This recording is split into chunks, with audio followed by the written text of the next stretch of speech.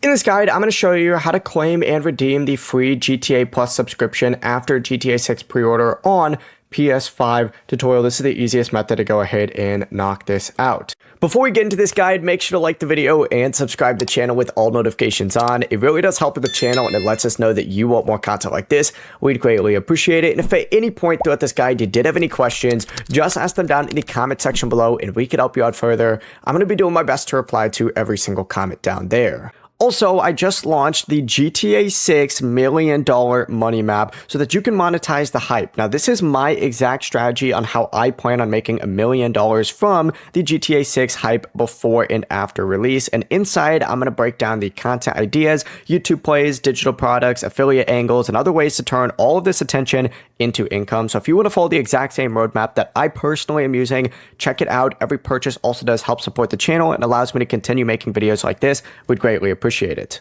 First, go to make sure you're signed into the same PlayStation account you used to pre-order GTA 6 because the offer is only going to show on the account that made that purchase, and you can claim it from a browser or directly on your PS5 from the PlayStation Store. But go ahead and open up the PlayStation Store just like so, and once you open this up, what you need to go ahead and do is actually search specifically for GTA Plus. So go ahead and search GT and then go ahead and add that little plus sign right after, or you could just type in plus, hit done, and of course once it loads you're going to see GTA Plus subscription on here. What you need to go ahead and do is open this up and you're going to see your membership in here. Go ahead and select this and then it's going to say $7.99, right? But you're going to say free for 1 month. It's going to show us that. You simply have to go ahead and open this up, and you can also check your subscription settings. So on the PlayStation Store, just go to your account options. If you go all the way back right here, you will see these 3 dots here. Open that up. You'll see subscriptions, and then of course you'll see in here you got to select it and hit claim,